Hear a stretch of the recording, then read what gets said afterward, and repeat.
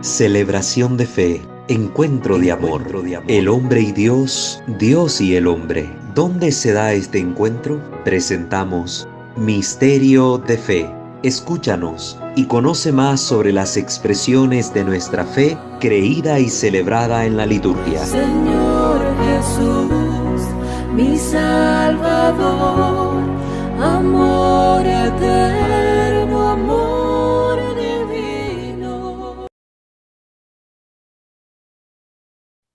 Queridos hermanos, sean bienvenidos a una transmisión más que por la gracia de nuestro Señor Jesucristo llega a ustedes semana tras semana para poder traerles estas formaciones en el ámbito de nuestra liturgia católica, para que podamos celebrar convenientemente la fe que profesamos.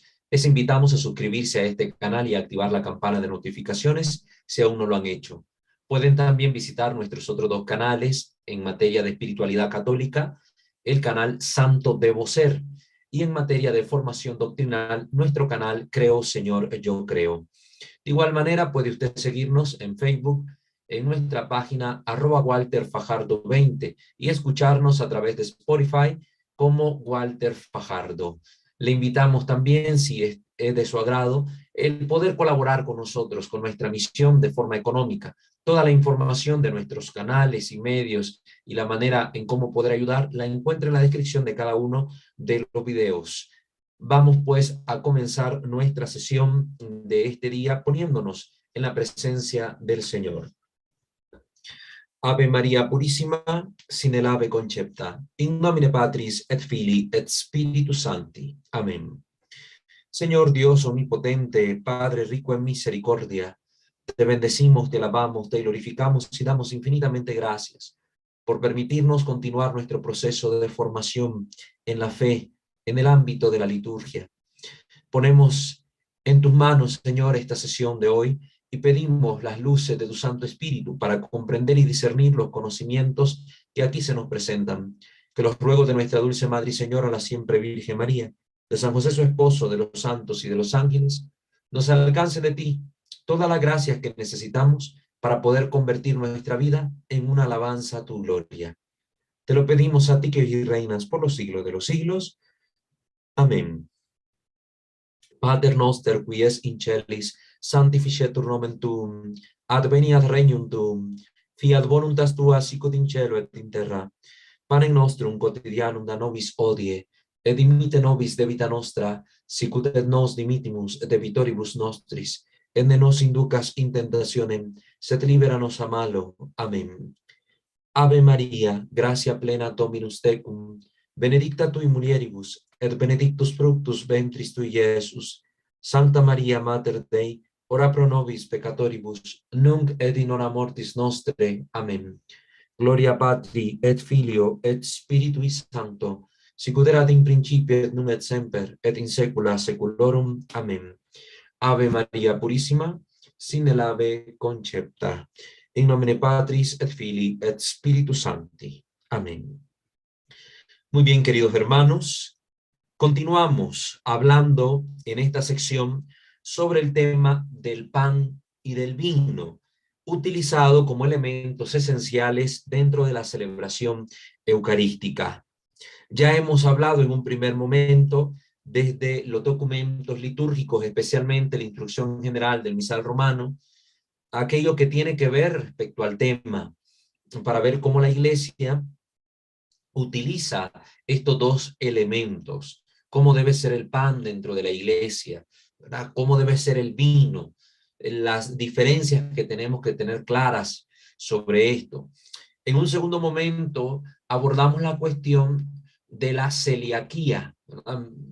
Tocamos este punto de cómo hacen las personas que padecen esta enfermedad o este síndrome para poder comulgar, ¿verdad? Y hablamos del pan con poca cantidad de gluten. Y también hablamos de la validez del uso del mosto para poder ser consagrado como la sangre del Señor.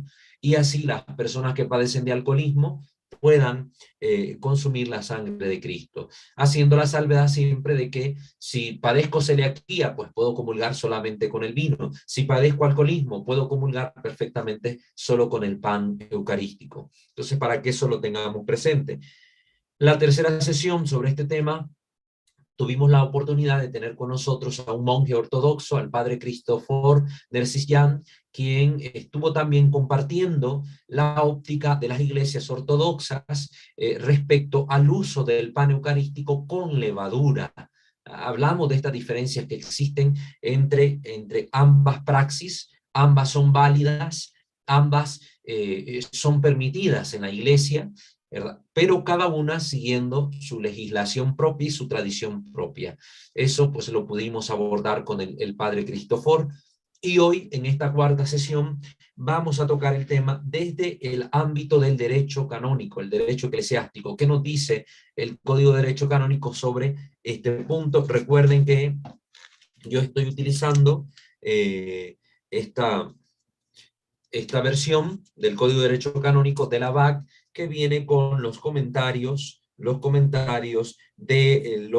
los profesores de Salamanca, ¿verdad? De la Universidad de Salamanca, para que así también podamos enriquecernos con esos atinados comentarios que siempre iluminan un poco mejor cada uno de estos cánones. Entonces vamos a empezar hablando de este tema. Vamos a considerar los cánones que parten del 924 hasta el 930. Estos cánones, Código de Derecho Canónico, cánones 924 al 930, con sus respectivos parágrafos cuando los hay, y algunos de ellos pues los vamos a comentar con estos atinados comentarios, valga la redundancia, que hacen también los profesores de la Universidad de Salamanca. Comienza el canon 924, parágrafo 1, diciendo que el sacrosanto sacrificio eucarístico se debe ofrecer con pan y vino, al cual se ha de mezclar un poco de agua. Esto de cajón en todos los documentos magisteriales que hablen sobre el tema, lo vamos a escuchar. Pan y vino, y el vino con una módica cantidad de agua. Ya todo esto lo explicamos en el primer video. El segundo parágrafo nos dice que el pan ha de ser exclusivamente de trigo y hecho recientemente, de manera que no haya ningún peligro de corrupción. También hemos aquí hecho notar de que no puede ser pan de centeno, pan de cebada, pan de otro tipo de grano, sino solamente de trigo. Esto tiene su razón teológica, tiene su razón bíblica, hunde sus raíces también en la praxis del pueblo de Israel. Entonces estamos siempre en consonancia. Esto no es simple y sencillamente una decisión arbitraria tomada por un obispo, es la praxis de fe de la iglesia. Entonces no es lícito que yo pueda sustituir el pan de trigo por otro tipo de pan, por otro tipo de preparación, para yo poder celebrar la Santa Eucaristía. En tercer lugar, ¿verdad? El tercer parágrafo dice que el vino debe ser natural, del fruto de la vid, y no corrompido. Natural, del fruto de la vid, y no corrompido. Y hablamos también qué sucede si el vino se avinagra. También hablamos sobre este tema en la sesión número 1. Aquí quiero comentar algo en este canon 924. Quiero comentar algo respecto a lo que dicen aquí los profesores de la Universidad de Salamanca. Téngase diligente cuidado de que el vino destinado a la Eucaristía se conserve en perfecto estado y no se avinagre, como lo dice la instrucción general del misal romano número 323. Recuerden que siempre a la mano debemos tener la instrucción general. Si no la pueden conseguir en físico, la descargan fácilmente de internet. No hay legislación alguna referida al uso del vino blanco o vino tinto. Por eso quería leer este comentario, que me parece aquí muy iluminador. No existe una legislación actualmente en la Iglesia Católica que diga que exclusivamente se puede celebrar con el vino tinto y no con el vino blanco. No existe esta legislación.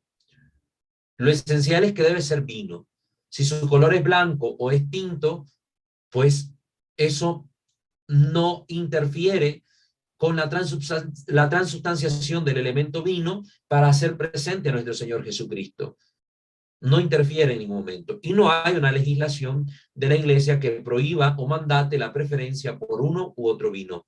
Escuchábamos del padre Cristofor que en la Iglesia Ortodoxa la preferencia se decanta por el vino tinto, precisamente porque su color rojo asemeja el color de la sangre y representa simbólicamente mejor aquello que significa, que es realmente la sangre de nuestro Señor Jesucristo. Entonces el vino en la Eucaristía deja de ser vino y es la sangre de nuestro Señor. Como los accidentes permanecen invariables, si el vino sigue sabiendo a vino, sigue oliendo a vino, sigue teniendo el color del vino, esto no cambia, pues es preferible en la Iglesia Ortodoxa, según la tradición, el uso del vino tinto, porque permite comprender mejor aquello que se está recepcionando, la sangre del Señor. Dentro de la Iglesia Católica también hay una gran preferencia por el vino tinto. Sin embargo, ya desde hace un tiempo para acá, la preferencia está cambiando y se está buscando la utilización del vino blanco, especialmente en Estados Unidos y en muchas regiones de Europa, porque como dicen aquí los profesores de Salamanca, no cabe duda de que el vino blanco es más práctico si se piensa en el lavado de los purificadores, precisamente porque muchos purificadores se terminan manchando con el vino y cuando es tinto queda la marca, queda el rastro, la marca del vino en el purificador. Pues para presentar estos purificadores, incluso los corporales, de una forma que se vean más limpios, se prefiere el uso del vino blanco porque no deje esta gran mancha, esta gran evidencia de algún derramamiento o goteo del vino que se utilizó en la celebración eucarística. Continúa aquí el comentario. No se deben admitir bajo ningún pretexto otras bebidas de cualquier género que no constituyan una materia válida, ¿verdad? Que se confronte esto con lo que dice la Redención y Sacramentum número 50, otro documento que ya hemos mencionado también acá, la Redención y Sacramentum número 50. Entonces, este comentario me pareció atinado, sobre todo para aclarar esto. No hay legislación alguna referida al uso del vino blanco o vino tinto, ¿verdad? O vino tinto para la celebración eucarística. Siguiente canon, número 925. Administrese la Sagrada Comunión bajo la sola especie del pan o, de acuerdo con las leyes litúrgicas, bajo las dos especies. En caso de necesidad, también bajo la sola especie del vino. Este canon refiere a la manera como se puede comulgar en la Iglesia Católica. Se puede comulgar solo con la Eucaristía, el pan, se puede comulgar solo con el vino, la sangre de Cristo, o puede comulgarse bajo las dos especies, pan y vino, sin que esto constituya para nosotros ningún inconveniente, porque la teología católica, especialmente lo definido por el Concilio de Trento, da claridad sobre esto, que al momento de transustanciarse los elementos del pan y vino en cuerpo y sangre del Señor, ambos elementos contienen al Cristo total. El pan eucarístico tiene cuerpo, sangre, alma y divinidad de Cristo. El vino eucarístico tiene cuerpo, sangre, alma y divinidad de Cristo. Entonces yo resecciono al Cristo completo con cualquiera de las dos especies o bajo las dos especies. Eso no lo podemos olvidar. Quiero leer también aquí algo del comentario de los profesores de Salamanca que nos puede resultar también útil.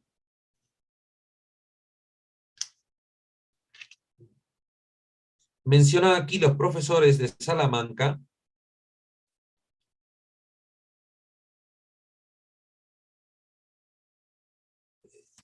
dicen, por lo que se refiere a la hostia que se debe de mojar cuando se comulga, ¿verdad? Cuando se comulga bajo las dos especies y se da por intinción el cuerpo con la sangre de Cristo, cuando se comulga de esta manera,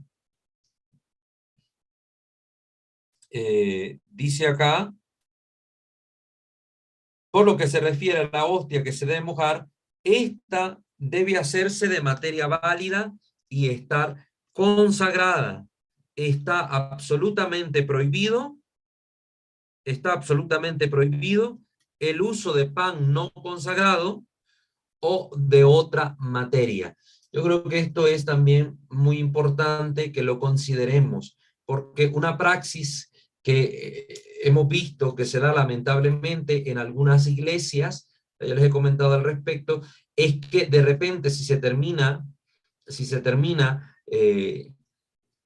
la hostia para comulgar y queda todavía digno, consagrado como la sangre de nuestro Señor, entonces algunos sacerdotes mandan a que se traigan la hostia sin consagrar para poder mojar la hostia y dar la sangre de Cristo por intinción. Y esto está prohibido por la iglesia. Esa praxis está prohibida por la iglesia.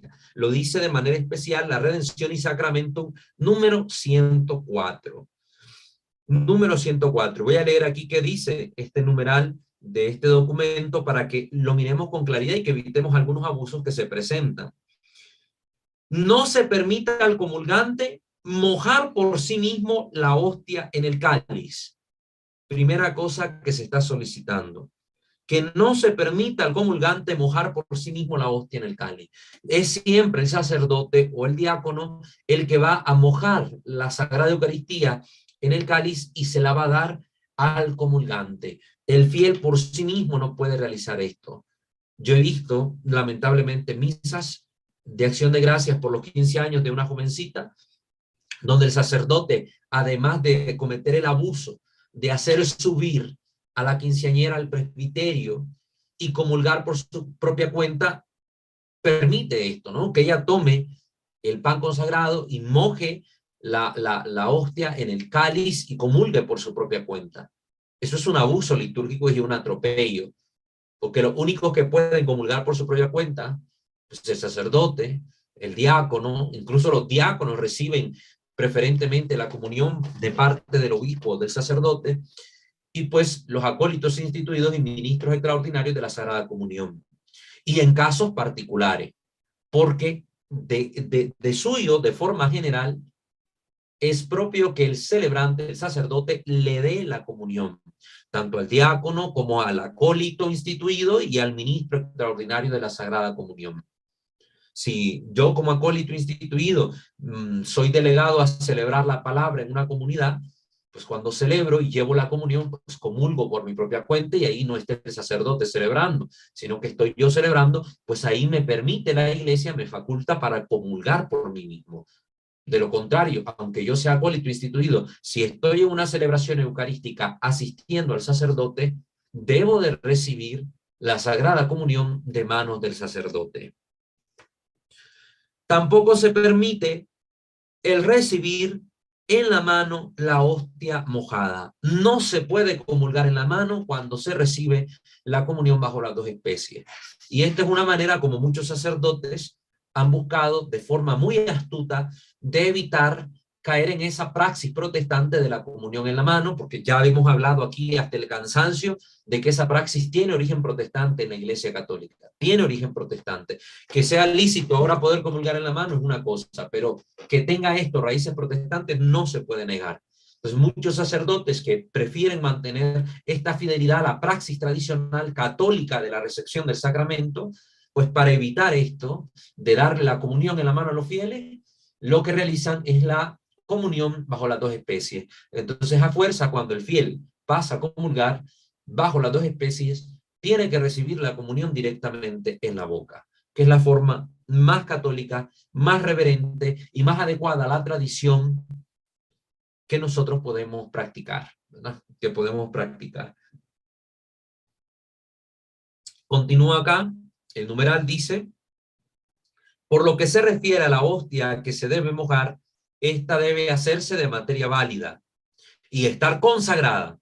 Está absolutamente prohibido el uso de pan no consagrado o de otra materia para poder dar la comunión con el vino. No se puede. Aunque la hostia esté confeccionada de materia válida, si no está consagrada, no puede ser utilizada para, para dar la comunión bajo las dos especies. No se puede. Si se acabaron las hostias, se acabaron y se da directamente la comunión bajo la especie del vino, ¿verdad? Donde exista la praxis, pues con cánula, que es una especie de popote, pajilla, como le digan, ¿verdad? Ustedes, con el que se puede sorber el vino, o directamente desde el cáliz. El sacerdote, sosteniéndolo, el cáliz, le da a beber al fiel, pues, la sangre de Cristo. Si se acabó tanto el pan consagrado como el vino, hay dos opciones: o celebrar inmediatamente otra misa y que los fieles que no comulgaron y deseen hacerlo sacramentalmente se queden en esa segunda misa, o que realicen la comunión espiritual en ese momento. Al no tener la posibilidad de comulgar sacramentalmente, pueden realizar la comunión espiritual. Pero quería hacer notar sobre todo esta prohibición que da el documento magisterial Redentionis Sacramentum, que no se puede dar por intención la comunión con la sangre de Cristo si no es con una hostia consagrada. No se puede tomar hostia sin consagrar para dar la comunión de esta manera. Continuamos con el siguiente canon, canon 926. Según la antigua tradición de la Iglesia Latina, el sacerdote, donde quiera que celebre la misa, debe hacerlo empleando pan ácimo. Recuerden que este código, esta legislación es para los sacerdotes de rito latino, ¿verdad? Para los sacerdotes de Occidente, podemos decir, porque realmente pues hay varios ritos incluso en Occidente, pero estos cánones rigen la disciplina de los sacerdotes que pertenecen a la parte occidental de la Iglesia Católica, pues las iglesias orientales tienen su propio código, el Código de Derecho Canónico de las iglesias orientales. Y este código mandata que el sacerdote occidental, ¿no? Occidental como tal, cuando celebre misa, donde quiera que vaya, en cualquier parte del mundo donde celebre, incluso si está en territorio de estas iglesias orientales, debe celebrar con pan ácimo. Ya vamos a ver que la Enciclopedia Católica ofrece la salvedad de que si estando este sacerdote en esos territorios y no tiene posibilidad ninguna de poder conseguir pan ácimo, le está permitido en esa exclusiva ocasión poder consagrar pan con levadura, porque dentro de la legislación de la Iglesia en Oriente, que es parte de la Iglesia Católica, sí es lícito perfectamente y es parte de las costumbres y tradiciones del pueblo hacerlo de esa manera. Entonces, Cristo siempre se hace presente, sea pan con levadura o sea pan sin levadura. La cuestión es que sea pan de trigo. Esa es la materia válida. Entonces, esa salvedad, que solo en esos extraños casos pueda permitirse esa opción para un sacerdote de rito católico occidental. El canon 927, dice lo siguiente: está terminantemente prohibido, aun en caso de extrema necesidad, consagrar una materia sin la otra, o ambas fuera de la celebración eucarística. Esta es legislación universal de la Iglesia. Sobre todo esta praxis ya tiene miles de años en la Iglesia. En el principio se estaba viendo este abuso que se cometía por parte de algunos eclesiásticos que consagraban, porque tienen el poder, consagraban el pan y el vino fuera del culto eucarístico, fuera de la fracción del pan. Entonces, para evitar este abuso, la Iglesia sanciona esta práctica, la prohíbe, no es lícita, no es lícita. El sacerdote que lo haga viola un canon del derecho, de la disciplina, profana el sacramento como tal y está realizando un acto que desdice del significado propio de la Eucaristía, que es dársenos en alimento como pan y vino dentro de la celebración. Entonces, esto para que lo tengan muy en cuenta. Está terminantemente prohibido, aún en caso de extrema necesidad, consagrar una materia sin la otra, o ambas fuera de la celebración eucarística. Esto no se puede realizar. Me gustaría que leyéramos también acá el comentario de los profesores de Salamanca, de la Universidad de Salamanca, para que podamos también enriquecernos un poco más en este numeral. La norma está en relación con la enseñanza del Concilio de Trento, reafirmada también por Pío XII en la encíclica Mediator Dei, en la parte segunda. La consagración de ambas especies forma parte esencial de la Santa Misa, del Santo Sacrificio. Faltando una de ellas, faltaría el sacrificio eucarístico. Si un padrecito a celebrar a una comunidad, a una parroquia, y solo hay hostias y no hay vino, no puede celebrar la misa. ¿Qué puede hacer el sacerdote? Una celebración de la palabra, es decir, la proclamación de las lecturas, el Santo Evangelio, la reflexión, homilía en el caso de él, la homilía, y las peticiones, o oración universal, o preces, como les llamen ustedes preferentemente, el credo si es día domingo, y pues luego haría un momento de comunión espiritual, o si hay hostias consagradas que estén presentes en el templo, en esa comunidad, puede dar la comunión eucarística de forma sacramental y terminar pues con la oración postcomunión y como concluye normalmente la misa. Se omitiría toda la parte que tiene que ver con la plegaria eucarística. Es decir, la oración sobre las ofrendas, el prefacio y todo el relato de la institución de la Eucaristía y lo que conlleva el resto de la plegaria hasta la doxología final, por Cristo con él y en él, etcétera, etcétera. Todo eso se omitiría y se celebraría únicamente la palabra. Si lleva la hostia y se le olvidó el vino, pues no puede celebrar la misa. Si llevó el vino y no llevó hostias para consagrar, aunque ya hayan hostias consagradas en la parroquia, no puede haber celebración de la Eucaristía, porque para que haya celebración necesita consagrar necesariamente el pan y el vino, y faltaría el pan para consagrar, no podría celebrar la misa, debe únicamente celebrar la palabra en ese caso. Continúo con el comentario.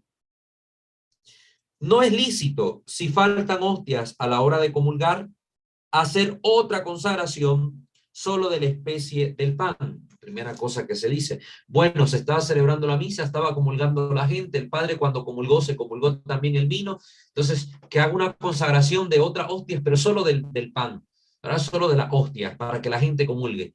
Esto no es lícito.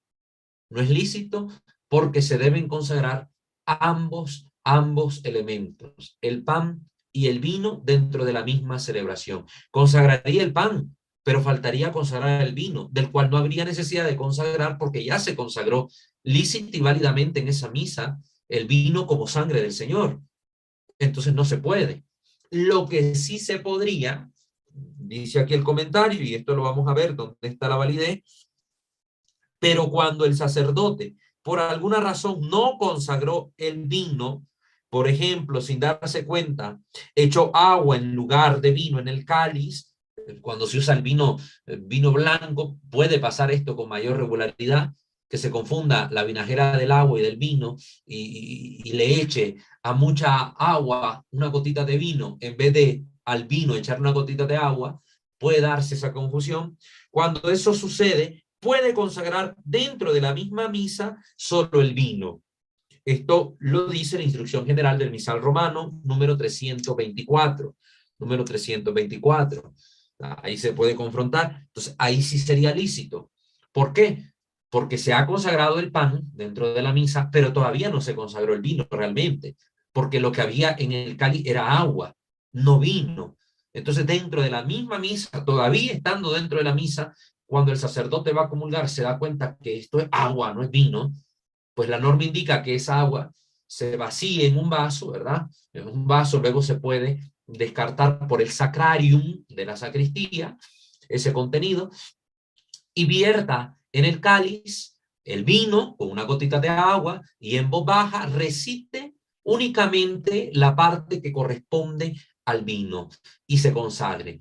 Ahí sí, esto sería lícito, porque para que haya sacrificio de la misa, el sacerdote necesita consagrar el pan una vez y el vino una vez. Ya estaba consagrado el pan, pero faltó el vino, se complementa. En el caso anterior, ¿por qué no se podría consagrar solo aparte la hostia?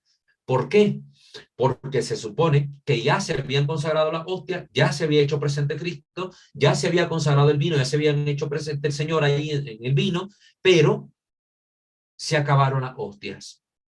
Entonces no es que no hubo consagración, sí hubo, pero se gastaron las hostias, se acabaron. Entonces quedan las posibilidades que le dije para los fieles, o quedarse a una misa que se celebre inmediatamente, acabando la que se está celebrando, o que comulguen espiritualmente. Comunión espiritual perfectamente vale, nutre el alma y le ayuda a la persona, y es totalmente válido.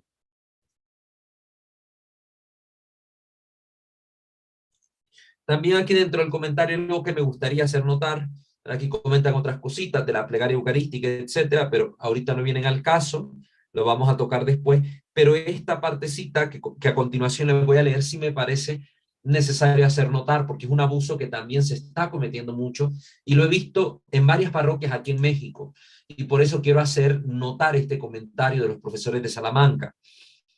Mientras el sacerdote celebrante pronuncia la plegaria eucarística, ¿desde dónde a dónde comienza la plegaria eucarística? Ya dijimos, con su prefacio, el Sanctus y toda la narración de la institución de la Eucaristía hasta que termina con la doxología final, por Cristo con él y en él, etcétera, hasta el gran amén que pronuncia el pueblo.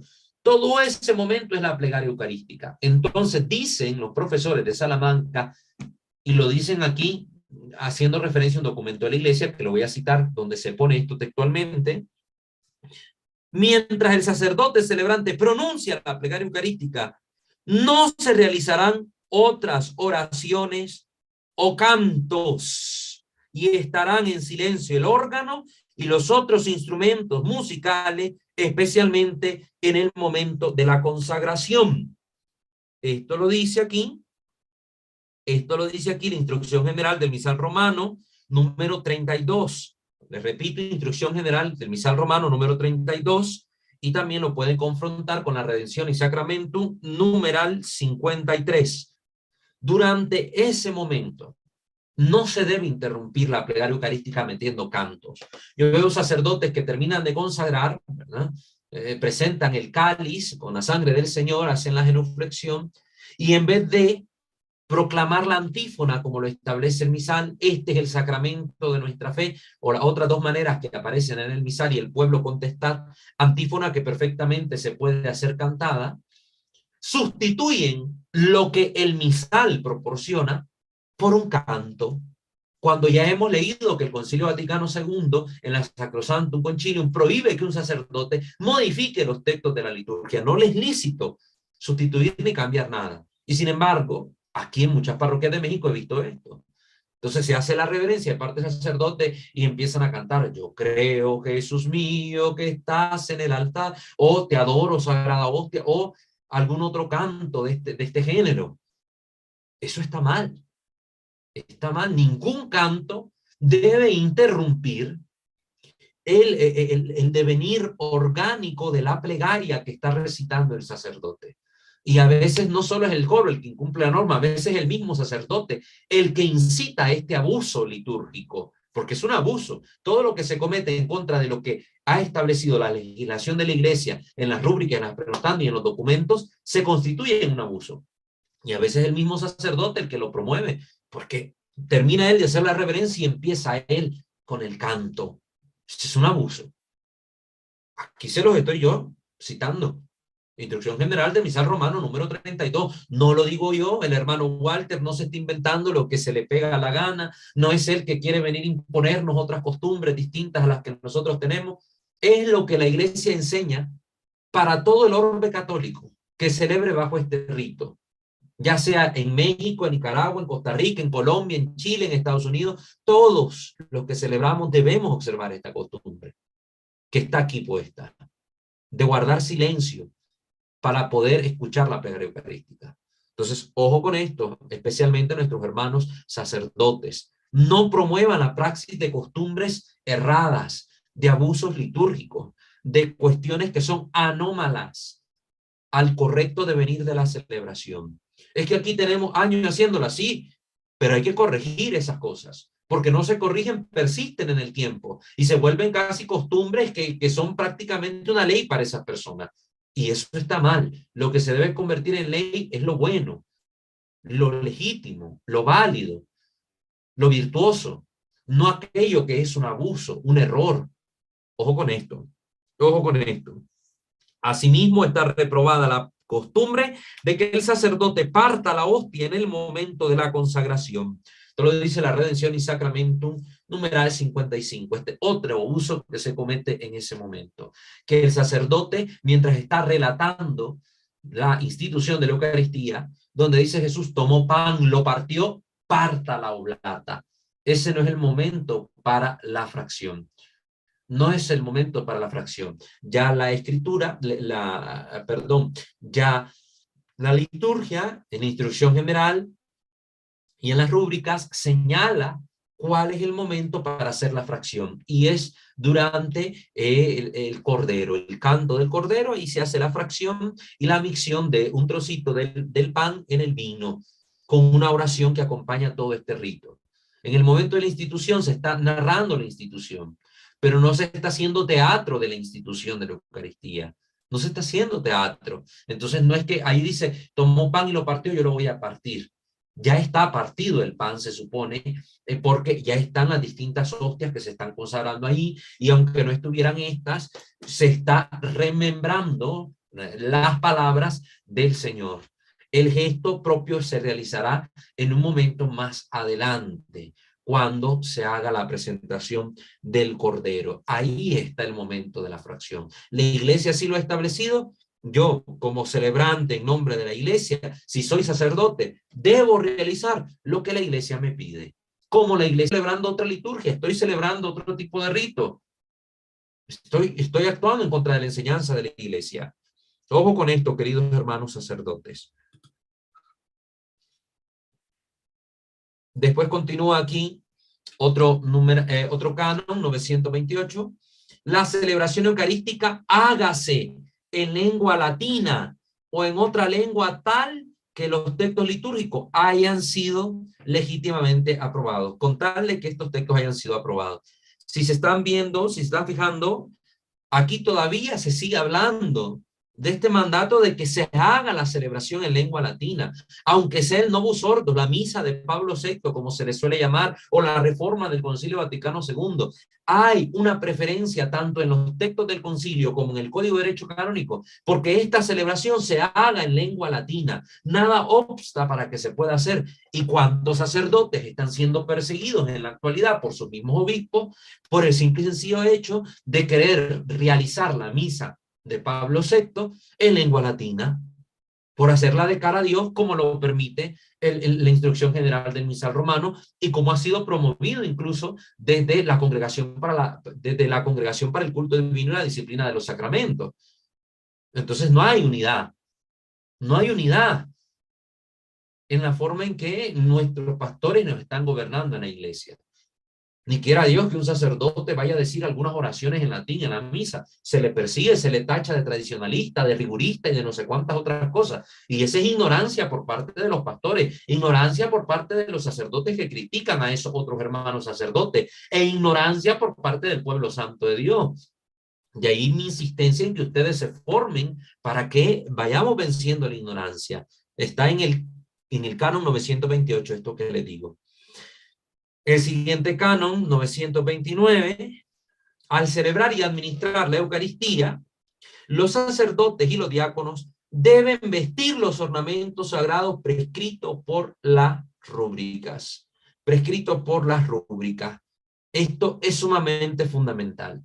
Tiene que ver, aquí estamos en la sección de los utensilios sagrados y hemos hablado un poco de la vestidura que vamos a abordar más adelante, pero ahorita que lo ponen en relación con la Eucaristía, por eso me parece válido hacer una pequeña reflexión sobre esto, ¿verdad? En el canon 929 se está obligando al sacerdote y a los diáconos, a los ministros, a vestir con los ornamentos propios, los ornamentos sagrados prescritos por las rúbricas. Hay una prescripción. El sacerdote no puede salir a celebrar como se le pegue la gana la misa. Debe celebrar como lo mandatan los libros. Y aquí quiero leer el comentario de los profesores de Salamanca.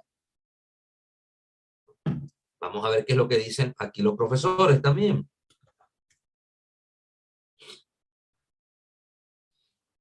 La diversidad de los colores en las vestiduras sagradas tiene como fin expresar con más eficacia, aún exteriormente, tanto las características de los misterios de la fe que se celebran, como el sentido progresivo de la vida cristiana a lo largo del año litúrgico. Es decir, los colores no están puestos en balde, lo primero que se nos dice aquí. Los colores tienen un fin catequético, dan un mensaje. Ah, si yo sé que están de blanco, yo sé que están celebrando o una fiesta del Señor no referida a su pasión, o a un santo de la iglesia que no es mártir, o a la Virgen María, o a los ángeles, o un sacramento. Ah, yo miro que están de rojo. Ah, me están diciendo pues que están celebrando algún mártir o la pasión del Señor, algo que tiene que ver con la sangre de nuestro Señor. Por ejemplo, yo sé que es morado. Ah, pues digo, estamos en el tiempo de Cuaresma. Hay una catequesis, hay un mensaje que dicen los colores de los ornamentos. También manifiestan exteriormente la diversidad de ministerios y deben contribuir al decoro de la misma acción sagrada. Introducción general del misal romano, número 335, 335 y 345. Es decir, que los ornamentos también a mí me permiten ver, cuando yo miro a varios ministros del Señor, viendo cómo se ponen los ornamentos, yo sé quién es sacerdote, quién es obispo, quién es diácono. Ah, porque el diácono utiliza la estola cruzada. Ah, porque el sacerdote la usa caída en los hombros. Ah, porque el obispo lleva una mitra. Todos los ornamentos también me dicen a mí una información. Contribuyen al decoro de la celebración, que no es cualquier acto mundano el que se está haciendo, sino un acto sagrado. Y los ornamentos me permiten identificar los diversos grados de los ministros, los diversos grados del orden de los ministros que están participando en la celebración. Los ornamentos no pueden llevar letras, símbolos o imágenes que no sean litúrgicos.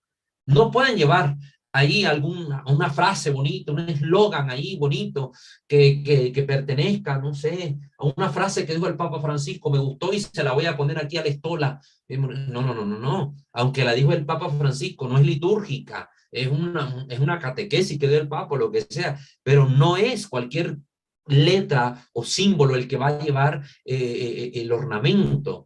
Que una imagen del Superman, me encanta Superman, y para la misa de niños le voy a poner a mi casulla al Superman volando por los cielos. Eso es un acto ilícito, evitando asimismo la decoración con símbolos del mundo cósmico cuando pueden ofuscar a los fieles, ¿verdad? Esto está en una respuesta a una duda que se presentó y que pues desde la Congregación para la disciplina de los sacramentos fue respondida, ¿verdad? Para el culto y la disciplina de los sacramentos. No pueden ni siquiera estos símbolos cosmológicos, ¿verdad? Si de repente aquí, es que yo voy a celebrarle a unas tribus indígenas, entonces para que ellos me acepten mejor, yo le voy a poner que el trigo, que elementos de la naturaleza, animales, y también estrellas y el sol con rostro, con una forma que a ellos se les asemeje a sus dioses, entonces yo lo voy a poner. No. Esto atropella la sensibilidad de los fieles cristianos. Entonces no se utiliza, incluso no debe abstenerse de estos símbolos si va a causar, como dice aquí, y si causa una ofuscación a los fieles. Estos signos deben evitarse. Preferentemente mantener los signos tradicionales de nuestra fe en la liturgia, pues la cruz, el ancla, el monograma del nombre del Señor, de la Virgen, etcétera, etcétera, estos elementos que son propios de la simbología católica. Por último, el canon 930 va a decir aquí otras cuestiones.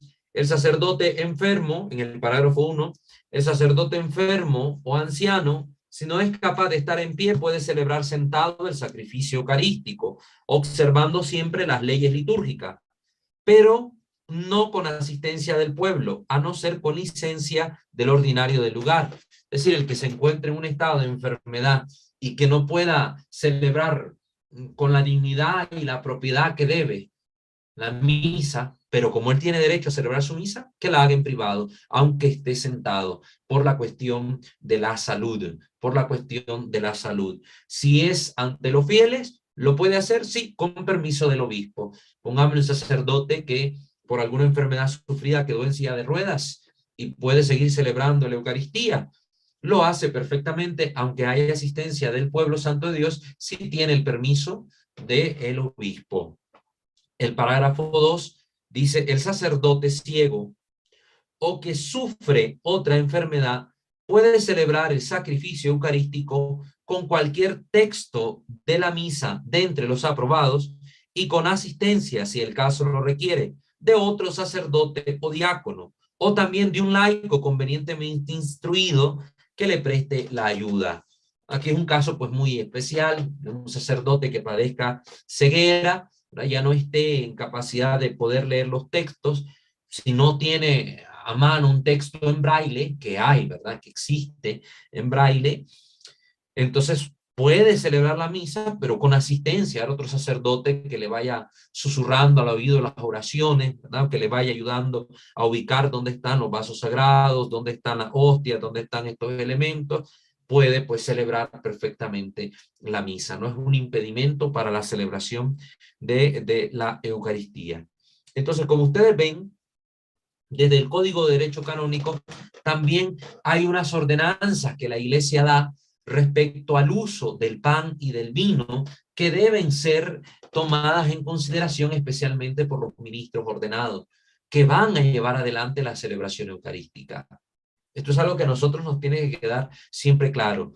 Como ustedes van viendo, estamos presentando desde distintos documentos magisteriales, legales, tradicionales, etcétera, los argumentos y la fundamentación de por qué utilizamos el pan, por qué utilizamos el vino, cómo debemos utilizarlo, cuál es la forma adecuada de emplearlos para no cometer abusos, para poder íntegramente celebrar la Eucaristía como la Iglesia nos lo pide.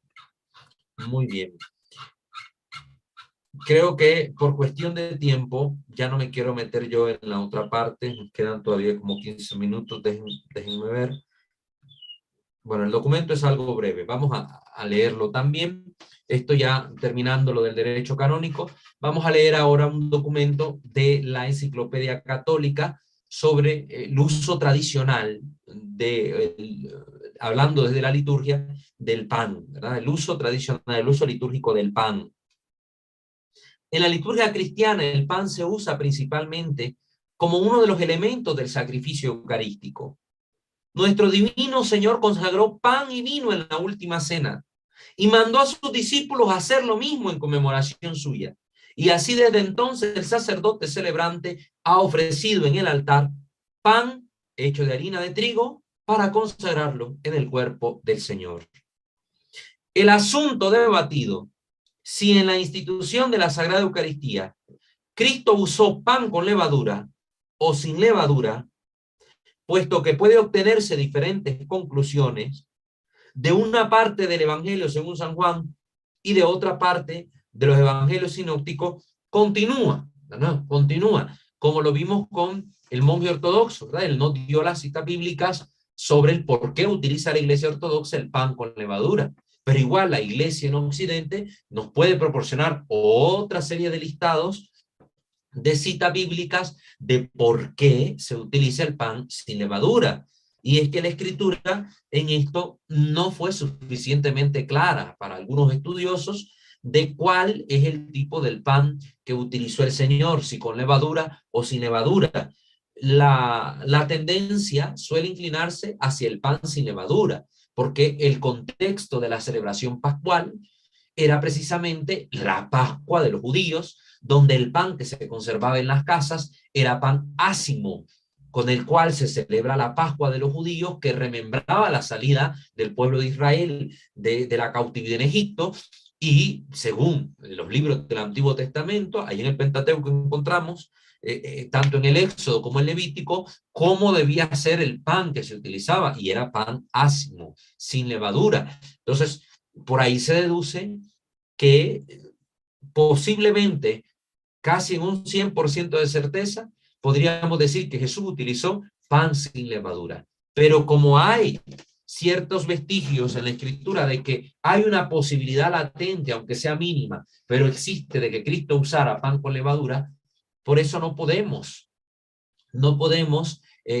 canonizar un solo uso del pan sin levadura o pan con levadura. Se pueden usar los dos, pero pues cada iglesia tiene su tradición. En Occidente y en alguna de Oriente el pan es sin levadura, y en otra parte de la iglesia, sobre todo en Oriente, el pan es con levadura. La historia no establece en forma concluyente cuál fue la práctica de los apóstoles. Tampoco esto está clarísimo. El padre Cristoforo nos mencionó que San Irineo hablaba de que el pan era fermentado y que Cristo era pan fermentado también. Nos sacaba una cita de uno de los padres de la iglesia. No recuerdo si solo fue de San Irineo o fue otro padre de la iglesia que él también mencionó sobre este punto. Entonces, no hay claridad en la historia de la iglesia que nos permita a nosotros concluir contundentemente que la práctica de los apóstoles se haya decantado únicamente por el uso del pan ácimo. Pero puede afirmarse con alguna probabilidad que hicieron uso de cualquier pan que estuviera a la mano, fuera ácimo o no fuera ácimo, ¿verdad? Es decir, ácimo o con levadura. Costumbres diferentes comenzaron a surgir gradualmente en diferentes localidades y luego se convirtieron en tradición permanente. La mayoría de las iglesias orientales usaban el pan fermentado y lo usan hasta el momento, mientras que las iglesias occidentales declararon su preferencia por el pan ácimo. Al momento del cisma, el gran cisma de Oriente, como se le llama, a partir del año 1054, esta diferencia de práctica dio lugar a mucha discusión sobre el valor de sus respectivas pretensiones en el seguimiento del ejemplo de Cristo y fomentó amargas controversias aún en años recientes, ¿verdad? Amargas controversias. Siempre estaban buscando motivos de acusarnos una iglesia a la otra, que cuál sigue más perfectamente a Cristo, que cuál cumple más perfectamente la palabra del Señor en esto, en lo otro, en cosas que realmente no constituyen lo esencial para la fe cristiana, pero es objeto de pleito, lamentablemente. Cualquier clase de pan, por supuesto, de trigo con o sin levadura, es materia válida para el sacrificio. Así que la diferencia de la usanza debe ser de poca importancia dogmática. Esta es la verdad. Esta es la verdad y nos lo dice la Enciclopedia Católica. En la iglesia primitiva, los fieles llevaban al altar el pan y el vino para el sacrificio, y cada uno contribuía con su parte. Un vestigio de esta práctica podía verse en el rito de la consagración de un obispo, el antiguo rito, ¿verdad? Y ahora ya esto no se ve. Pues en el ofertorio, el obispo recién consagrado presenta al consagrante, es decir, el obispo nuevo le presenta a aquel obispo que le impuso las manos y lo consagró, le presenta, entre otras ofrendas, 2 hogazas de pan, una de las cuales es dorada y la otra es plateada, ambas adornadas con el escudo de armas del consagrante y del obispo consagrado. Un uso similar se encontraba en la ceremonia de la solemne canonización de los santos, donde en el ofertorio uno de los cardenales sacerdotes hace un ofrecimiento al Papa de 2 hogazas de pan, una dorada y otra plateada. Aunque al principio se ofrecía en el altar el pan que servía para uso común, no obstante, el respeto cada vez mayor hacia la Eucaristía pronto realizó el cambio, de modo que los panes del altar fueron especialmente preparados, asignándoles una forma redonda de espesor moderado y fueron estampados con una cruz o algún otro emblema religioso significativo, con referencia especial a nuestro Señor en la Eucaristía. Entonces vemos que esta praxis es antiquísima de estampar algún tipo de sello en la Sagrada Comunión. Por lo general se encuentra la cruz o el nombre del Señor o alguno de estos símbolos sagrados, como lo vimos también en la presentación de las imágenes que nos mostró el padre Cristoforo, donde en la iglesia ortodoxa está la cruz y en las esquinas, en los 4 espacios que quedan formados por la cruz, pues aparece en griego el nombre de Jesús, Jesús Christos, abreviado, ¿verdad? IC, Jesús, y XC, Christos, y abajo dividida la palabra Nike, que significa triunfa, ¿verdad? Victoria. Jesús tiene la victoria, Jesús victorioso, Jesús el que ha triunfado. Entonces, si ustedes se fijan, se va tomando esta conciencia. En la iglesia se presentaban estos panes con o sin levadura por parte de los fieles y después con el tiempo se va viendo la necesidad de prepararlo de una forma particular con cuidado y esmero por aquello a lo que están destinados a convertirse, que es el cuerpo y la sangre de Jesús. Estas hostias, estos panes, que eran un poco mayores y más espesos, se fueron volviendo más pequeños y delgados en la iglesia occidental hasta que asumieron la forma ligera a modo de oblea, que es ahora tan común. Mientras que en Oriente, pues más bien se mantuvo el pan con su espesor grande, que asemeja a una torta, a un pastel, dependiendo del país donde me escuchen, y tiene esta forma más abultada, que es el crecimiento natural del pan producto de la levadura. En la Sagrada Eucaristía el pan sirve para el ofrecimiento del sacrificio y después de la consagración para la comunión del celebrante, el clero, los laicos, así como para la reserva con el fin de que la comunión pueda ser llevada a los ausentes o que el Santísimo Sacramento pueda ser adorado en el sagrario o en la custodia. En un tiempo en Roma el Papa tenía la costumbre de enviar una parte del pan consagrado a los sacerdotes en las iglesias titulares de Roma, para que pudiesen unirse en el ofrecimiento del mismo sacrificio, para que el fermentum, como se le llamaba este pan, el fermentum, pudiese en sentido espiritual fermentar toda la masa de los fieles y hacerlo uno con el Papa en la fe y en el culto. Era un gesto simbólico del Papa para representar esta unidad.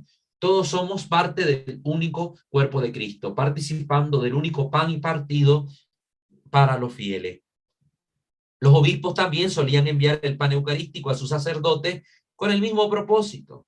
Y también unos a otros para denotar que se admitían unos a otros en la comunión eclesiástica. Para prevenir abusos y profanación al sacramento, esta costumbre se terminó prohibiendo desde temprano y pronto desapareció.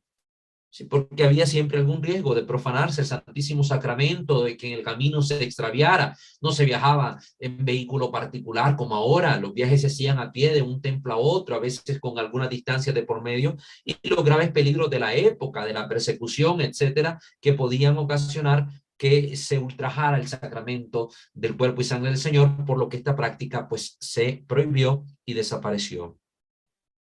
Entonces comenzó el uso de enviar pan bendecido en lugar de la Sagrada Eucaristía a aquellos que no comulgaban en la misa. Era un pan aparte, pan que se presentaba en el ofertorio, pero no se consagraba, sino que era un sacramental que el sacerdote bendecía, pan bendito, se le llevaba a las personas que no podían comulgar y a quienes pudieran desear, recibir este regalo como una prenda de comunión de fe, también se le daba. Los que no comulgaban recibían pan ofrecido en el ofertorio de la misa, pero no consagrado. Parece que no recibió otra bendición que la de la oración del ofertorio y era considerado bendecido porque formaba parte de la oblación. Sí, el sacerdote, al presentar las ofrendas a Dios, pues ahí se presentaban también estos panes, pero luego se retiraban del altar porque no eran consagrados. Simplemente quedaban con esta bendición de la oración de las ofrendas. A este pan se le llamaba eulogia, porque es bendecido. Eu bien, logos, buena palabra, se dice bien, se le dice algo bueno, se le bendice. Eso es lo que significa bendecir, decir algo bueno en nombre de Dios, lógicamente. Y por eso se le llamaba eulogia, porque bendecido y una bendición acompañaba su uso. También era llamado antidorón, en su forma griega, ¿verdad? Llamado antidorón, porque es un sustituto para el dorón, es decir, el don real, que es la Sagrada Eucaristía. Entonces no era la Eucaristía, pero la sustituía para el fiel que no podía comulgar sacramentalmente. El eulogia está prescrito en las liturgias, por ejemplo, de San Basilio, de San Juan Crisóstomo, que son liturgias orientales que también usan los ortodoxos, y se le distribuye a todos, tanto comulgantes y no comulgantes pueden comer de este pan. Existía también en Occidente y es mencionado por San Gregorio de Tours, el Concilio de Nantes y por León IV, en términos que lo harían aparecer como una costumbre universal. Es decir, que esta práctica en Occidente también se difundió bastante en su momento de dar este pan bendito a la gente. Hoy quedan otras praxis o vestigios de repartir pan bendito, por ejemplo, la famosa bendición del pan de San Antonio, que se realiza en honor de San Antonio de Padua en junio. Entonces, este pan igual es un sacramental, y así a como se reparte el pan de San Antonio, se repartía antes eulogia para los fieles. Los panecillos o tortas de pan que recibían una bendición especial y eran luego enviadas por los obispos y sacerdotes a otros como regalos en señal de afecto fraterno y comunión eclesial, eran también llamadas eulogie, en plural, los panes, ¿verdad? Estos panes benditos, eulogie. Las personas a quienes se les negaba el eulogia eran consideradas fuera de la comunión de los fieles. Y así algunas veces los obispos los enviaban a una persona excomulgada para indicar que la censura había sido removida. Alguien que estaba en excomunión, pero que la iglesia le ofrecía su perdón y volvía al rebaño, pues recibía este pan como símbolo de que ya volvía a formar parte del cuerpo de Cristo. Más tarde, cuando los fieles ya no suministraban los panes del altar, surgió la costumbre de llevar pan a la iglesia con el propósito especial de que fuese bendecido y distribuido entre los presentes como señal de mutuo amor y de unión.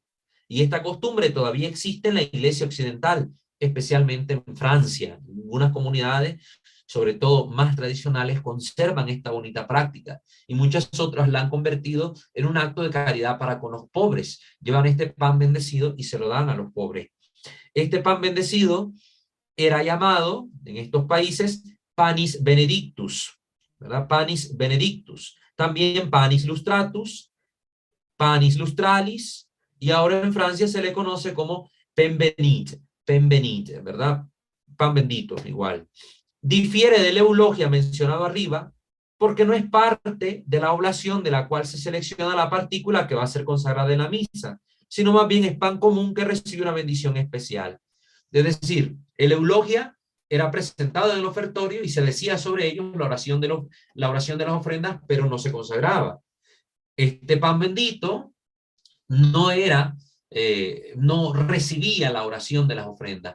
Simple y sencillamente era un pan que se le entregaba al sacerdote y él hacía una oración de bendición sobre este pan y por eso se le consideraba bendito. Pero es prácticamente una diferencia mínima entre ambas costumbres. En muchos lugares también es costumbre que cada familia en turno presente el pan de los domingos y días de fiesta, mientras en otros lugares solamente lo proveen las familias más ricas.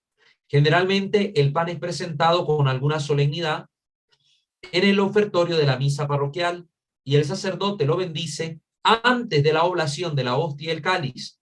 Pero existen diferentes costumbres en diferentes diócesis, en diferentes países y en diferentes épocas, ¿verdad? De esta presentación de estos panes benditos que son un sacramental.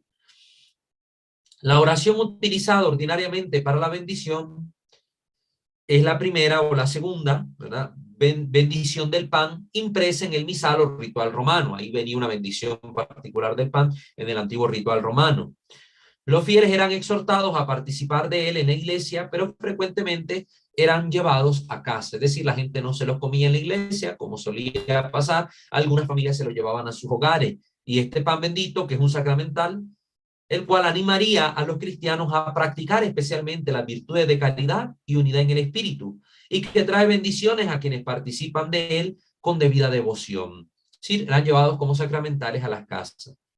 Se exhortaba a los fieles a participar de él en las iglesias, pero a menudo se llevaba a los hogares. Cuando la iglesia lo bendice, ora para que aquellos que lo coman puedan recibir salud del alma y del cuerpo. Esto decía la oración. Qué bonito. Ut omnes eo gustantes in de corporis et anime percipant sanitatem. Que reciban los que participan de este pan, pues la salud del alma y del cuerpo. Era la oración de la iglesia. Ut sit omnibus sumentibus salus mentis et corporis, decía otra de las oraciones, igual pidiendo la salud de la mente y del cuerpo. En algunos casos, el pen benit, este pan bendito, era utilizado no solamente con intenciones supersticiosas, y sus virtudes se exageraban más allá de toda medida, sino también con propósitos profanos. Ahí siempre viene la mala formación de los fieles, la mala formación de parte del clero para con los fieles, y termina deviniendo esto en superstición. ¿Cómo lo hace la gente? Lleva a bendecir agua a la iglesia por superstición, lleva a bendecir recamándulas, medallas por superstición, y la gente las pone en los vehículos, en las casas, o se las colocan pensando que son una especie de amuleto. Pues, desgraciadamente, esto es una degeneración de la fe. Este uso del pan fue llevado de Francia a Canadá y se practicaba principalmente en la provincia de Quebec, donde hay zonas francoparlantes. Recuerden, también en Canadá.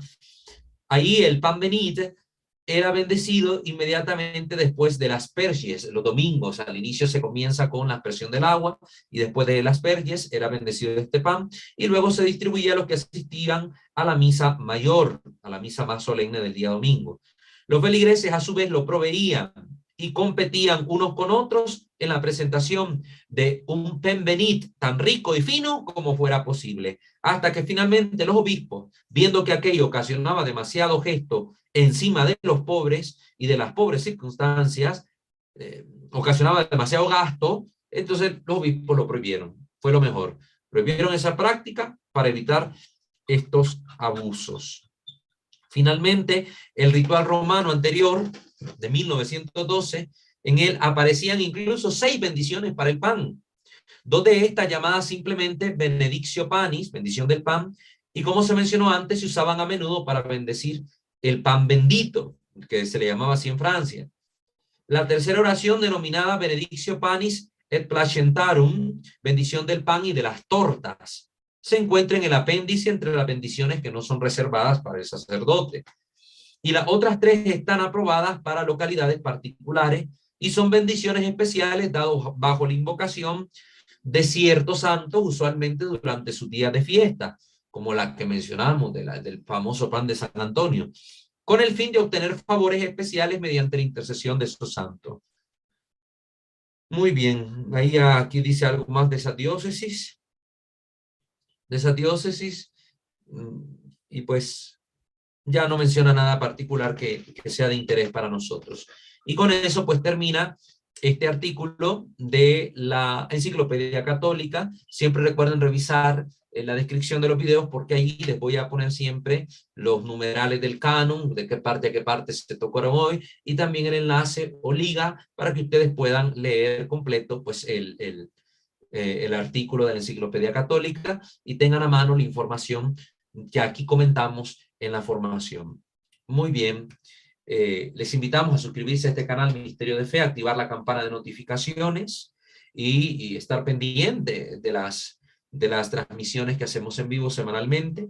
Visitar nuestros otros 2 canales, Creo Señor Yo Creo, Santo Debo Ser, seguirnos en Facebook, @WalterFajardo20, escucharnos también mediante Spotify y pues apoyar económicamente, si lo ven ustedes bien, a esta comunidad formativa. Muy bien, cedemos ahora la palabra a ustedes que están participando. Las personas que están en vivo por YouTube pueden en la caja de comentarios escribirnos sus preguntas o sus saludos, les damos lectura, y quienes estén conectados mediante Zoom pueden encender su micrófono para participar. Hermano Baldo, si hay algún comentario, por favor, dele lectura. Sí, ya hay algunos comentarios en YouTube. El primero es de Andrea Garro. Dice, buenas noches hermanitos desde Costa Rica, un cariñoso saludo. Muy bien, hermana Andrea, que Dios me la bendiga también a usted. Gracias por perseverar en estas formaciones. Esperamos que siempre sean de utilidad y que le aporten algo a sus conocimientos. Un abrazo hasta Costa Rica, a usted y a todos los hermanos de aquella bella nación. El siguiente es de Lucy Terrazas, que manda saludos. Hermana Lucy, que Dios también a usted la bendiga y me la guarde, y que la colme de abundantes gracias para perseverar en el camino de la fe cristiana. Y el último de María de los Ángeles, que dice, buenas noches, Padre Walter. Entonces, cuando es una misa en una casa u otro lugar, se dice que es la celebración de la palabra, mas no celebración eucarística. Hermana María de los Ángeles, Dios me la bendiga. Si celebra el sacerdote y consagra, siempre es misa. Independientemente se celebre debajo de un árbol, se celebre en situación de persecución, de guerra, escondido en una capilla, en una casa, en una catedral, en la gran basílica de San Pedro, siempre que celebre un sacerdote y consagre, ahí hay una celebración eucarística. Cuando no se consagra pan y vino, aun que celebrase el obispo, si no se consagra pan y vino, no es el santo sacrificio de la misa.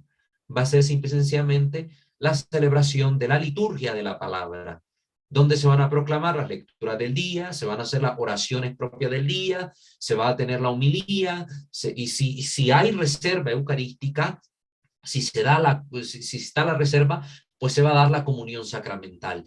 Pero no hubo consagración, es decir, no se presentó el pan y el vino, no se hizo la oración sobre estos elementos y no se relató la institución de la Eucaristía, no se continuó con todo lo que la iglesia hace en ese momento, orando por los vivos y los difuntos. Entonces ahí no hubo misa.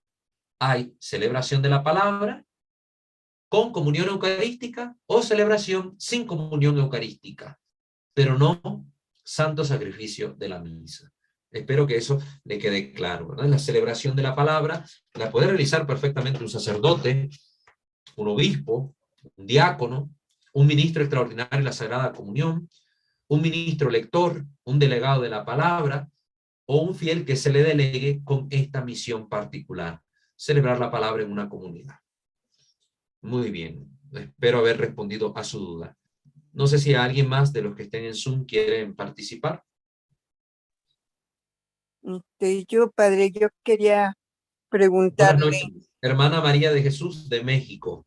Muy bien, le escuchamos. mire, mi pregunta es, durante precisamente la consagración que dice usted que debemos de guardar total silencio, tampoco está permitido estar cantando el santo durante la consagración. Durante la consagración no se canta el Sanctus. El Sanctus tiene su momento, que está indicado por las rúbricas. Se dice primero la oración sobre las ofrendas, seguidamente comienza el prefacio, que introduce el sacerdote con el saludo: el Señor esté con ustedes, con tu espíritu, levantemos el corazón, lo tenemos levantado hacia el Señor, demos gracias a Dios justo y necesario, y comienza el prefacio del día, y termina el prefacio indicando: nos unimos a los coros de los ángeles y de los santos cantando, y comienza el Sanctus, Sanctus, Sanctus, que se recita en la misa o se canta, ¿verdad? Y después ya tiene lugar el momento clave de la narración de la institución de la Eucaristía, dependiendo de cuál de las plegarias utilice el sacerdote. Si es la plegaria 1, pues va a tener una introducción un poco más larga, ¿verdad? Donde se ora por la iglesia, por el papa, etcétera, y después se instituye, se consagra el pan y el vino, y después se ora por los difuntos. Si es la plegaria 2, pues va a tener una introducción muy breve, ¿verdad? Indicando inmediatamente la consagración: santo eres en verdad, Señor, fuente de toda santidad, y ahí invoca el sacerdote la efusión del Espíritu Santo, se da la epíclesis, esa efusión del Espíritu Santo sobre el pan y el vino para transustanciarlo. Si es la plegaria 3, pues tendrá una introducción breve, no tan larga ni tan corta, y si es la cuarta plegaria, pues la introducción también va a presentarse un poquito más larga, pero no tanto como la primera. Entonces cada uno va a tener su forma, pero el Sanctus siempre se canta después del prefacio. Cuando no se debe cantar es después de haber hecho la consagración. Ya cuando se está narrando todo el resto de la plegaria eucarística, no se puede meter canto, ¿verdad? El sacerdote consagra: tomen y coman todo de él, tomen y beban todo de él, porque este es el cáliz de mi sangre. Termina de consagrar, no debe haber canto ahí. No debe interrumpir ni siquiera oraciones el momento de la plegaria, porque ustedes se han fijado que cuando se da la elevación del pan, hay gente que empieza a decir: Señor mío y Dios mío, yo te adoro. Levanta el cáliz: sangre de Cristo, sálvanos. Y todos los fieles casi que unánime dicen eso. Eso no está contemplado en ninguna parte de la instrucción general del misal romano. Ninguna rúbrica lo mandata. Eso es un acto de piedad que debe ser dicho por el fiel, si lo quiere decir, en voz muy baja o en la mente, como un acto de adoración a Jesús presente en el Santísimo Sacramento, pero no de forma unánime por toda la asamblea, ni tampoco en voz alta por algunos fieles sí, algunos no, y peor cuando algunos fieles incluso le meten más, una retajila de oraciones a todo eso, y empiezan a meter: yo te adoro, yo creo, yo espero, yo esto, yo aquí, y empiezan cada vez que presentan el pan.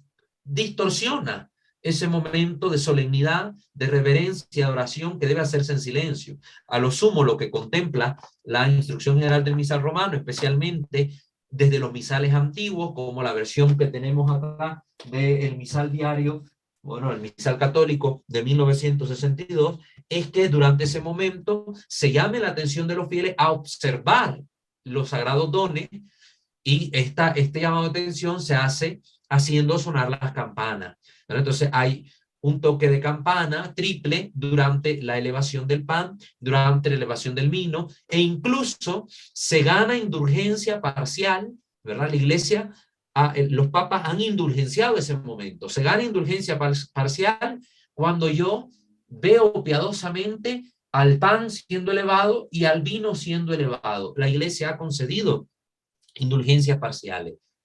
Como es un acto tan solemne, por ello no debe ser interrumpido. No debe ser interrumpido. Y empiezan los sacerdotes, yo creo, Jesús mío, que estás en el altar, o no sé cuántos otros cantos. Eso déjenlo para los momentos de adoración eucarística fuera de la misa, que de hecho hay rituales. Yo aquí tengo mi ritual ritual de la comunión, ritual de la Sagrada Comunión y del culto eucarístico fuera de la misa. Fuera de la misa, cuando estemos en esos cultos de adoración eucarística, pues sí, es lícito meter algunos signos, algunos cantos, especialmente los signos latinos que se proporcionan en el mismo ritual. Este trae bellamente durante la exposición el himno eucarístico del Pange Lingua en latín. Entonces aquí lo ponen, y estos son los documentos vigentes. Son los documentos vigentes. Entonces hay que corregir estos abusos, querida hermana. Hay que corregirlos. Y pues hacerlos corregir, hablando con los fieles que estén a nuestro alcance. Uno puede ser un motor de cambio en la parroquia cuando, catequizándose, empieza a transmitir estos conocimientos, aunque sea de fiel en fiel, de uno en uno, de poquito en poquito, puede ayudar a transformar una parroquia en verdadera parroquia católica, donde se corrijan los abusos, se supriman los excesos y se eviten grandes errores. Gracias, padre. Claro que sí, hermana María de Jesús. Gracias por su participación.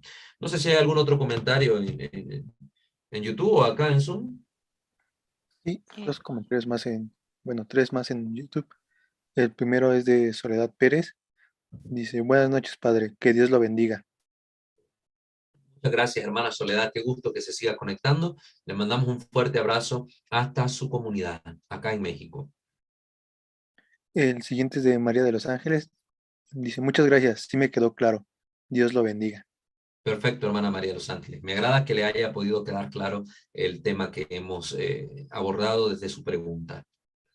Y hay uno nuevo de parte también de Soledad Pérez. Perdón, y si el sacerdote canta, bendito, bendito sea Dios, los ángeles cantan y alaban al Señor, y continúa, ¿qué pasa ahí? ¿También es un abuso? Es un abuso litúrgico. Ya les leímos, ¿verdad? Aquí tengo la instrucción general del misal romano. Hemos visto el documento que nos cita el numeral 32.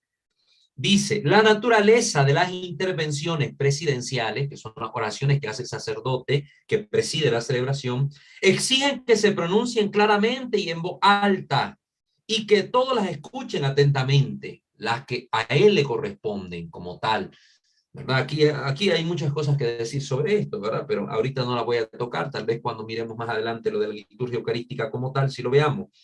Por consiguiente, continúa aquí el numeral, mientras interviene el sacerdote, no se cante, ni se rece otra cosa, y estén igualmente callados el órgano y cualquier otro instrumento musical. Cuando el sacerdote esté dirigiendo la oración, no se puede estar cantando. Y como hemos visto ya, también en el documento que nosotros citamos, en el documento que hemos citado de la Redención y Sacramentum, no se debe hacer este tipo de cantos, mucho menos cuando esté la plegaria eucarística. Mientras esté la plegaria eucarística, no se pueden hacer este tipo de cantos, ni ninguna otra oración. Entonces, que el sacerdote interrumpa el devenir natural de la plegaria eucarística, que es terminando de consagrar, que él diga la antífona, este es el misterio de nuestra fe, y la gente responda, ¿verdad? Responda, anunciamos tu muerte, proclamamos tu resurrección, ven Señor Jesús, y continúe con el resto que sigue. Que se meta un canto es un atropello, es un abuso. Es un abuso. que responde más al emocionalismo. Ay, qué bonito que la gente cante, ay, qué emoción. No, si es un acto de adoración de todos modos. Sí, podrá ser muy bonito, podrá ser un acto de adoración, podrá ser un canto católico, pero no es el momento. No está mandado por la rúbrica. Debemos obedecer a la iglesia, queremos ser supuestamente obedientes y los sacerdotes reclaman tanta obediencia por parte de los fieles y a veces son ellos los primeros desobedientes a lo que manda la iglesia. Entonces, ¿en qué quedamos, señores sacerdotes? ¿En qué quedamos? Hay división dentro de la iglesia a causa precisamente de que se hace prevalecer ahora los gustos propios de los sacerdotes antes de lo que mandate la iglesia. Entonces existe realmente una división en el seno de la comunidad católica. No hace mucho, si ustedes no lo han visto, ahí tengo en el podcast, en nuestro podcast de la comunidad, hemos puesto un programa que se llama ahí, un audio, una reflexión. ¿Existe cisma dentro de la iglesia? ¿Qué está pasando en la iglesia católica? ¿Qué está pasando en la iglesia católica? Y reflexionamos sobre estas divisiones y a qué se deben. Escúchenselo. Escúchenselo, vamos a dejarles también el enlace en la descripción para que ustedes puedan escucharlo convenientemente. Muchas gracias, hermana Soledad. No sé si a quién son alguien más iba a preguntar algo. Sí, padre, yo Rosabelia de México. Hermana Rosebelia, qué gusto escucharla. Entonces, si nos dice su pregunta, su comentario, por favor. Sí, son dos preguntas, padre. Aquí, bueno, no sé si sea universal, pero aquí en México, el Jueves Santo, al término de misa, nos dan un pan bendito. Sí. Se bendice, se acerca junto con el manzanilla. Pero mi pregunta, ¿este pan bendito sería, conforme a lo que usted nos estaba explicando, como un benvenit de lo que nos estaba diciendo? Porque bueno, yo escuché que el que se llama eulogia está dentro de los ritos de la Eucaristía, de la liturgia eucarística, pero este otro que yo le comento que se da aquí el Jueves Santo, no sé si sea universal, pero aquí sí se da, es solamente pan bendito. Entonces sería como un benvenit de lo que usted nos explica. Ok, hermana, muchas gracias por su pregunta. Primero que nada, tanto el eulogia como el penbenit, como se le llama en Francia, ambos son sacramentales, es decir, simple y sencillamente pan bendito. La única diferencia es que al que se le llama eulogia es presentado durante el ofertorio y se dice sobre él la oración sobre las ofrendas que aparece en el misal, pero luego se retira del altar porque no se consagra. Ese es el eulogia. Y el penbenit o el pan bendito o el panis benedictus es simple y sencillamente otro pan que, aunque se puede entregar al sacerdote en el ofertorio, no se coloca en el altar, no se dice sobre él la oración de las ofrendas, sino que el sacerdote lo bendice con una oración particular. Entonces, es un sacramental. Ambos son sacramentales, pero pues reciben la oración de bendición en momentos diferentes. Uno durante el ofertorio, otro fuera del ofertorio. Pero ambos son equivalentes, son pan bendito que la iglesia, al darlo a los fieles, pide a Dios que ese alimento sirva para la salud del alma, la mente y el cuerpo de quien lo recibe. Esta costumbre que usted menciona, por ejemplo, que aquí en Jueves Santo se le da a la gente este pan, pues yo he estado en diversas diócesis que he logrado conocer, ¿verdad? En este caminar, y pues no había visto ese gesto hasta que usted me lo menciona en este momento. Como ya leímos en los documentos, hay en las diversas diócesis del mundo algunas acciones particulares promovidas por algún obispo, por alguna tradición antiquísima, pero que pertenecen a esa diócesis en cuestión y no al orbe entero del catolicismo, ¿verdad? Entonces, pero es un sacramental y es pan bendito.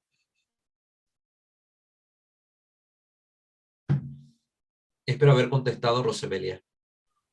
Sí, padre, muchas gracias. Y la otra pregunta es pues particular.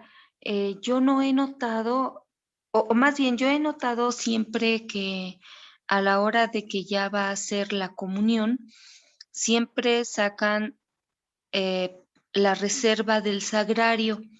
Y mi pregunta es, ¿en qué momento? Porque digamos que esa reserva del sagrario es amplia y de ahí toman el cuerpo consagrado para, para darlo en comunión.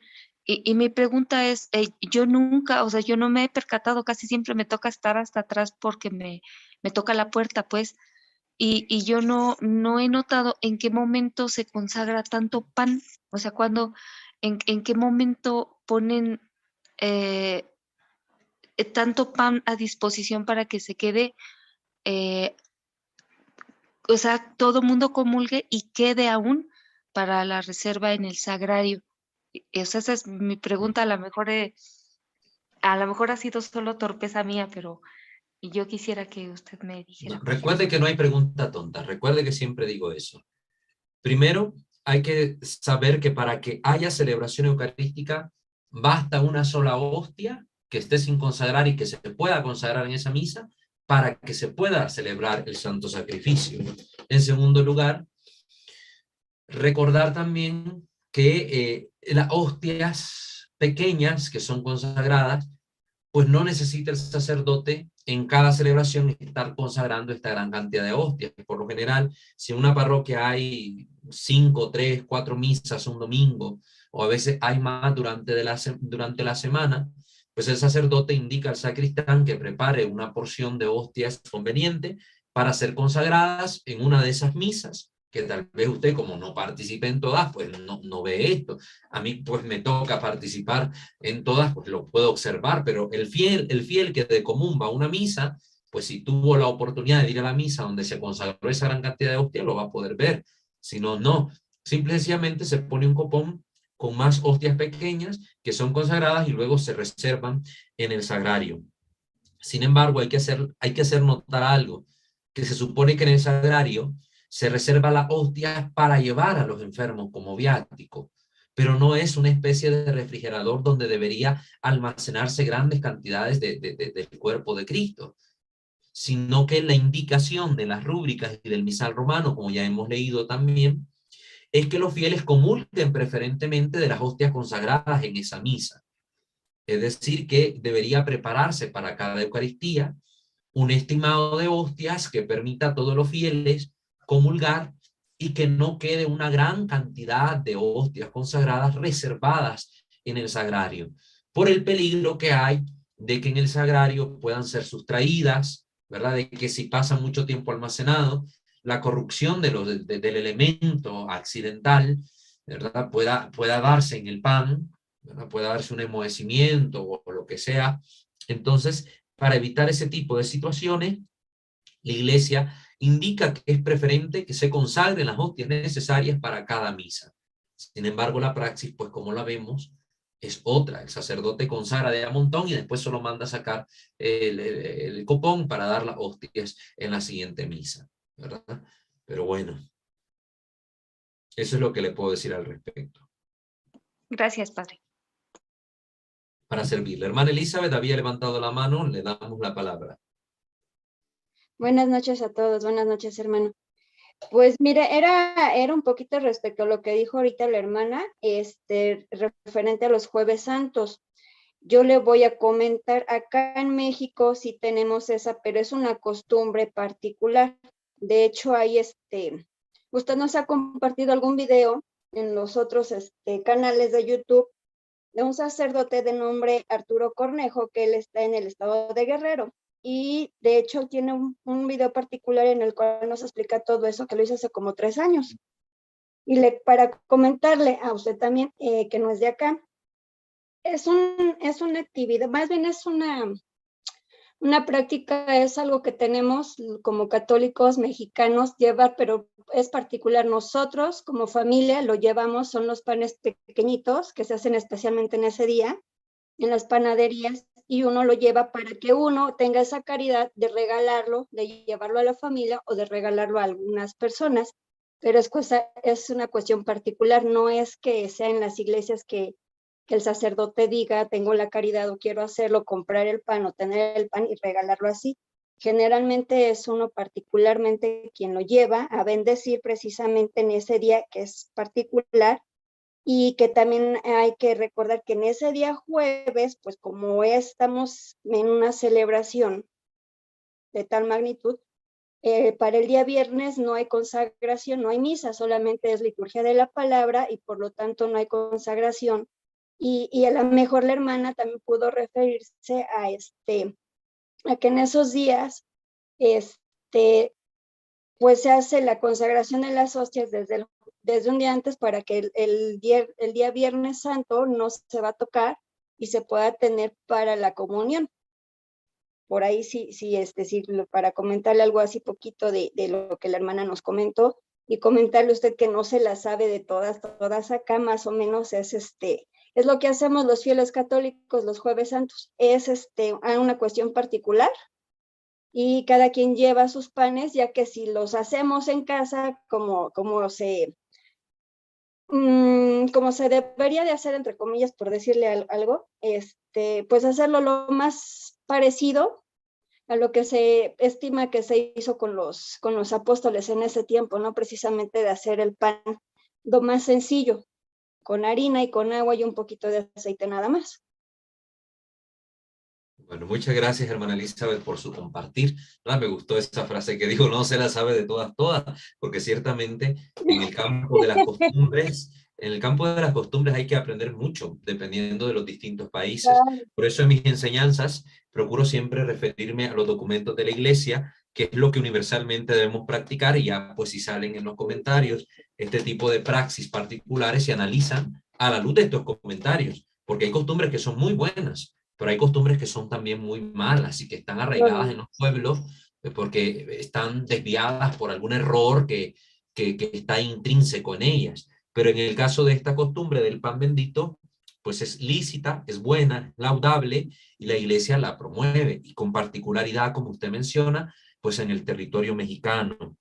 En el caso de lo otro que mencionaba usted, es precisamente lo que se conoce como presantificados, ¿verdad? Liturgia de los presantificados, porque como el Jueves Santo comienza la liturgia de la misa y esta no acaba sino hasta el domingo, es una sola misa, por eso no hay consagración el día viernes, porque la misa ya empezó, ya se consagró el día jueves el pan eucarístico. Entonces el viernes no hay misa en ninguna parte del mundo por ningún motivo, el Viernes Santo. Entonces se toman hostias consagradas desde el día anterior. Por eso es la liturgia de los presantificados, porque han sido santificados con anterioridad, han sido consagrados estos dones del pan y del vino. Entonces, sí, está bueno que lo mencione, porque si también iba la duda por ahí con nuestra hermana Rosebelia, también tuviera claridad de dónde salen esas hostias el Viernes Santo, ¿verdad? Muchísimas gracias, hermana Elizabeth. Gracias, hermano, porque no recordaba yo cómo se llamaba precisamente en este acto, y ahora, mire, ya lo tengo aquí en mis anotaciones, porque ya estamos próximos a ello. Sí, claro que sí, hermana, gracias. Osvaldo, no sé si había algún otro comentario final ahí en YouTube para cerrar la sesión de hoy. Sí, uno último de Soledad Pérez, nada más agradeciéndole. Muchas gracias, hermano Walter, que Dios lo bendiga. Amén, hermana Soledad. Pues gracias a todos ustedes, que el Señor me los bendiga. Vamos a finalizar nuestra sesión de este día, que ha sido muy enriquecedora para todos, con nuestra oración final. Ave María Purísima, sin el ave concepta. In nomine Patris et Filii et Spiritus Sancti. Amén. Señor Dios omnipotente, Padre rico y misericordioso, te damos gracias por habernos permitido concluir este momento de sesiones formativas de liturgia. Danos siempre tu luz y tu gracia para poder enriquecer nuestros conocimientos y nuestro servicio en la comunidad a través de estas formaciones, para que todo cuanto hagamos te tenga a ti como a su fuente, y todo lo que realizamos tienda a ti como a su único fin, y en ello te glorifiquemos ahora y por siempre. Te lo pedimos a ti, que vives y reinas por los siglos de los siglos. Amén. Sub tuum presidium confugimus Santa Dei Genetrix, nostra deprecationes ne desficias in necessitatibus, sed a periculis cunti libera nos semper, o Virgo gloriosa et benedicta. Amén. Sancte Micael Arcangele, defende nos in prelio, contra nequis insidias diaboli esto presidium, imperatili Deus supplices deprecamur. Tuque princeps milicia celestis, Satanam aliosque spiritus malignos, cuia perditionem animarum pervagantur in mundo, divina virtute in infernum detrude. Amén. Angele Dei, qui custos es mei, mettivi commissum pietate superna, illumina, custodi, reie et guberna. Amén. Ave Maria Purissima, sine lave concepta, in nomine Patris et Filii et Spiritus Sancti. Amén. Que el Señor nuestro Dios me lo bendiga